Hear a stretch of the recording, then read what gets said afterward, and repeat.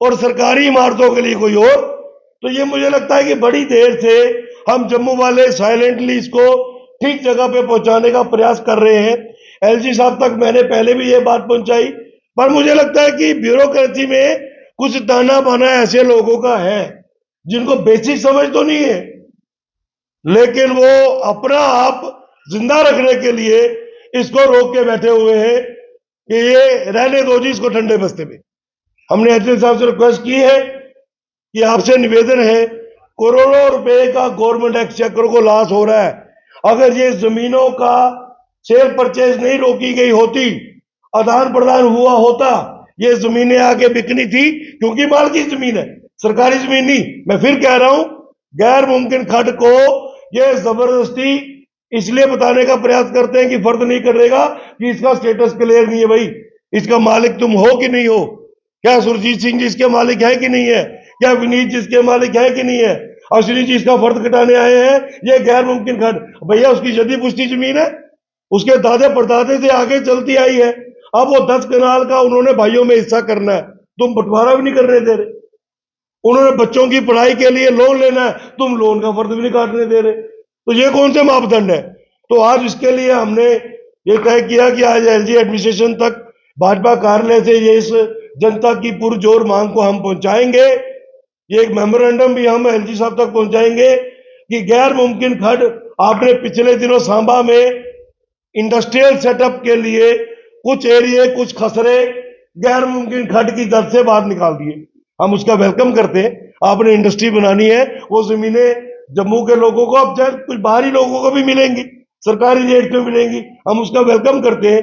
तो जो बाकी जमीनें हैं जम्मू में, सांबा में, कठुआ में, जिसका मैं ऐसा मानता हूं तकरीबन रेजिडेंशियल है, कमर्शियल है, 30,000 के कनाल के करीब ये रकबा है, इसको आप क्यों नहीं फ्री कर रहे अपने चंगुल से? इसके ऊपर क्यों नकेल मार के रखी हुई है? क्यों वो नाक इस पे बिठा के रखे जो बार बार डोरा डालते हैं? और क्यों आम जनमानस तहसीलदार और पटवारी के पीछे बार बार जा रहा है कि मेरी ये 10 मरले जमीन है, मैंने इसको बेच के अपने बच्चे की एजुकेशन के लिए पैसे लगाने हैं, मुझे बेचने के लिए फर्द काट के दो। लेकिन पटवारी क्या करेगा? तहसीलदार क्या करेगा? सरकार की तरफ से कोई फरमान ही जारी नहीं है। तो मेरा आज आपके माध्यम से बड़ा स्पष्ट है, इसमें हमने पूरा, अभी हम प्रेस नोट में भी आपको बताएंगे कि ये पूरा डिटेल में इसको कितना लॉस गवर्नमेंट एक्सचेकर को हुआ है जब से ये गैर मुमकिन खड्ड के कारण जमीनों की सेल परचेज के ऊपर रोक लगी हुई है। और मैं फिर कह रहा हूं कि माल की जमीनें, सरकारी जमीन कोई जम्मू वाला बेचने नहीं जा रहा है। सरकारी जमीन अगर किसी के कब्जे में है, वो खड्ड है या वो जंगलात है या वो जेडीए है, उसका कब्जा करो ना। जेडीए की जमीनों में शरेआम यहां इमारतें बन रही है। मैं नाम नहीं लेना चाहता कौन बना रहे हैं, क्यों नहीं जेडीए वहां जाता, कार्रवाई करता? जाइए छोटी तवी के नीचे देखिए, करनैल चक, लगातार बोर्ड लग रहे, नए नए लगातार निर्माण हो रहा है। पूरी की पूरी तवी का जो किनारा है, जो जेडीए का रकबा है, एनक्रोच हो गया, नई कॉलोनी बन गई है। क्या क्या नाम उसके रख दिए। कभी आप मीडिया वाले भी एक सरप्राइज विजिट करके आओ, आप भी हैरान हो जाओगे, जम्मू में हो या कहां हो, वो एक अलग सब्जेक्ट है।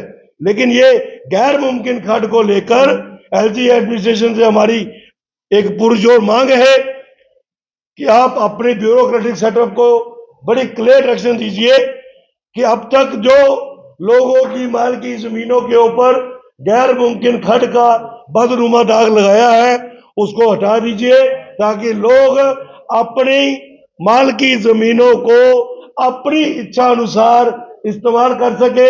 किसी ने कोई निर्माण करना है, घर में बेटे की शादी की है, बहू आई है, 2 कमरों का निर्माण करना है, आप ईंट नहीं लगाने देते उसको, क्योंकि गैर मुमकिन खड्ड है जी, निर्माण नहीं होगा। ये कौन सा मजाक बनाया? तो मुझे लगता है कि आप हमारे चौथे स्तंभ है, प्रहरी है।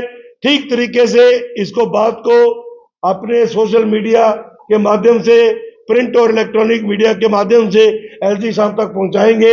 हमारी ब्यूरोक्रेसी तक ये बात पहुंचेगी, ताकि आने वाले दिनों में जल्द एलजी एडमिनिस्ट्रेशन इस बदनुमा दाग को जम्मू के लोगों के ऊपर जो लगाया है गैर मुमकिन खड्ड का, क्योंकि इसमें से कश्मीर में कोई लेन देन नहीं है। अगर कश्मीर में कहीं ऐसे माल की खड्डों को गैर मुमकिन खड्ड घोषित किया होता तो मुझे अफसोस लगता है ये कहते हुए कि उनको ये काम करवाने आते थे। अब थोड़ा सा अग्रेसिव रुख हमें भी अपनाना पड़ रहा है कि हमें भी लोगों की आवाज को अग्रेसिवली आगे रखने की बात नौबत आ गई है। तो मेरा आपसे पुनः निवेदन है कि इस बात को ठीक तरीके से एलजी साहब तक पहुंचाया जाए।